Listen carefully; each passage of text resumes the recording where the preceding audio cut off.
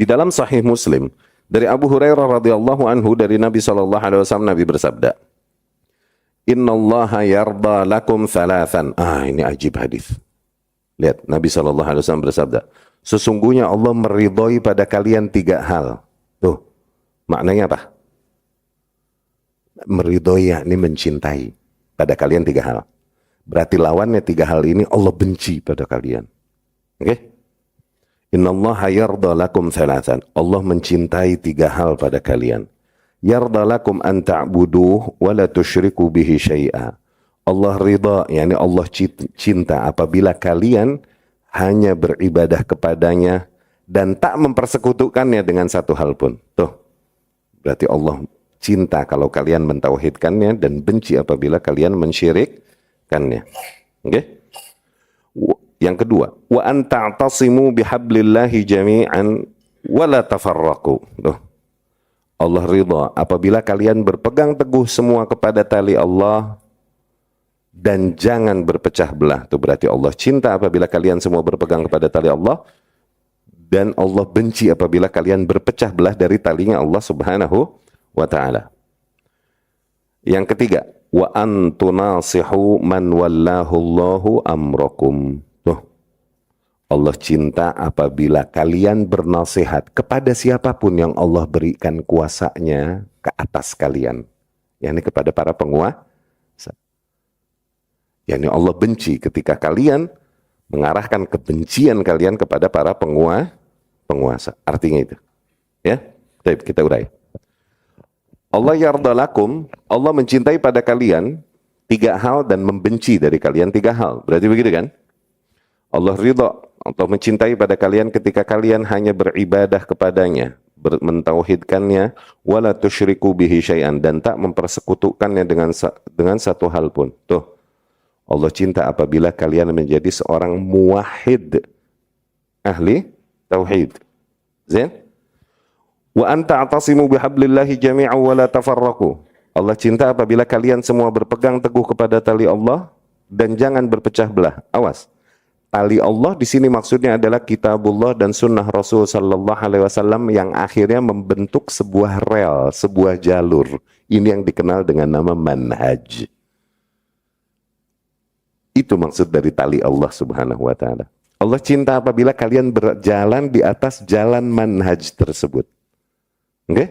Dan Allah benci apabila kalian berpecah belah. Tuh, berpecah belah artinya mengeluarkan diri atau meninggalkan jalan manhaj yang hak tersebut dan memilih jalan-jalan lain. Itu artinya berpecah belah. Oke? Okay? Maknanya Allah cinta apabila kalian berpegang teguh kepada talinya. Maknanya Allah cinta apabila kalian berjamaah. Allah benci apabila kalian berpecah belah. Dan ini kita ulang-ulang mulu di kajian kita. Berjamaah artinya adalah, awas, patokan berjamaah dan berpecah belah bukan pada jumlah, awas. Berjamaah patokannya adalah hak yang sesuai kitabullah dan sunnah Rasul sallallahu alaihi wasallam dan sesuai dengan konsep yang datang dari salafus saleh. Ketika seseorang berada di atas jalan tersebut dan dia bersendirian, dia berjamaah. Ketika sebuah kaum tidak berada di atas jalan tersebut dan rame-rame kompakan, mereka hakikatnya berpecah belah. Tuh, bedain ahli sunnah sama ahli bid'ah, memahami antara persatuan dan perpecahan. Ahli bid'ah memaknai persatuan artinya bersatu deh, nggak apa-apa, nyungsep di kuburan nggak apa-apa, dia kunyah lagi tuh menyan. Tuh, ahli bid'ah maunya begitu. Iya kan? Bersatu nggak apa-apa, bid'ah juga nggak apa-apa, syirik-syirik nggak apa-apa, yang penting bersatu. Tuh, itu yang dia mau. Baru dia bawa ayat-ayat atau hadis-hadis yang memerintahkan untuk persatuan. Salah. Itu bukan persatuan, itu nge-mix, mempersatukan antara hak dan batil. Mereka berhujah, ya tasimu bihablillahi jami'an wa la tafarraqu. Berpegang teguhlah kalian semua kepada tali Allah dan jangan berpecah belah. Dia hujahnya begitu katanya. Salah. Yang mereka mau adalah mencampur adukan antara tauhid dengan syirik, antara sunnah dengan bid'ah, antara hak dengan batil. Kalau mau pakai ayat lain untuk hal tersebut, wala talbisul haqqa bil batil fataktumul haqqa wa antum ta'lamun. Janganlah kalian mix antara hak dan yang batil. Sehingga akhirnya ujungnya kalian menutupi yang hak, padahal kalian tahu mana yang hak, mana yang batil hakikatnya. Tuh, pakai ayat itu kalau mau. Ya.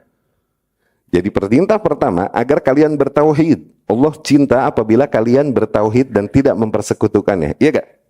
Yani agar kalian menjadi ahli tauhid. Awas, muwahhid belum tentu sunni. Seorang ahli tauhid dia, belum tentu dia seorang ahlus sunnah. Seorang ahli tauhid, belum tentu dia ahlus sunnah. Khawarij dan lain-lain, tauhidnya benar itu. Rububiyah, uluhiyah, wal asma wal sifatnya beres itu, sebelah situnya. Oke? Okay? Tapi ketika dikatakan berjamaah dan tidak berpecah belah, nah ini. Yang mana yang jamaah itu yang mana? Rasul ditanya. Iya kan? Yang mana yang jamaah? Jamaah itu maknanya apa ditafsirkan oleh Rasul sallallahu alaihi wasallam, ma'ana alaihi wa ashabi. Mereka yang berada di atas jalan yang sama denganku dan pada para sahabatku hari ini. Tuh. Dapat dilengkapi tauhid tersebut dengan konsep manhaj yang hak. Ya. Wa antunasihu man wallahu Allahu amrakum. Dan kemudian Allah cinta agar kalian bernasihat kepada siapapun yang Allah berikan kuasanya pada kalian. Yani siapapun yang Allah takdirkan kemudian dia menang dan mencapai tampuk kekuasaan pada kalian, bernasihatlah kepadanya. Ridhoi, cintai, doakan kebaikan baginya. Ketika kau mendengarkan keburukan-keburukan yang dilakukannya, tutupi. Doakan hidayah baginya. Kau tak memiliki hak untuk mengumbarnya. Ya? Doakan terus hidayah baginya. Doakan taufik baginya. Doakan sadad. Oke? Bimbingan yang lurus dari Allah baginya. Itu bernasehat kepada penguasa. Dan tidaklah sabar menerima dogma itu dan menerapkannya di dalam kehidupan kecuali seorang ahlus sunnah.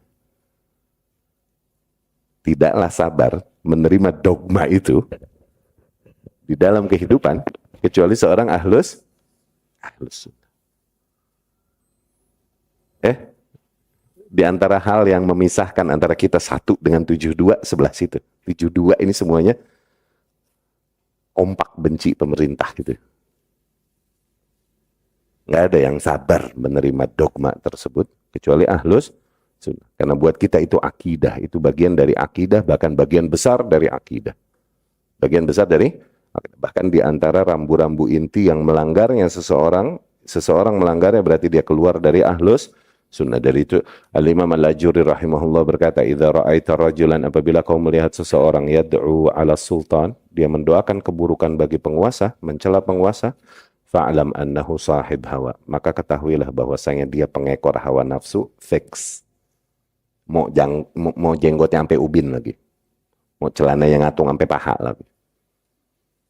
Sebaliknya, wa idza ra'aita rajulan, dan apabila kau melihat seseorang yad'u lis-sultan, justru dia mendoakan kebaikan bagi para penguasa, fa'lam annahu sahib sunnah insyaallah, maka ketahuilah dia adalah pengikut sunnah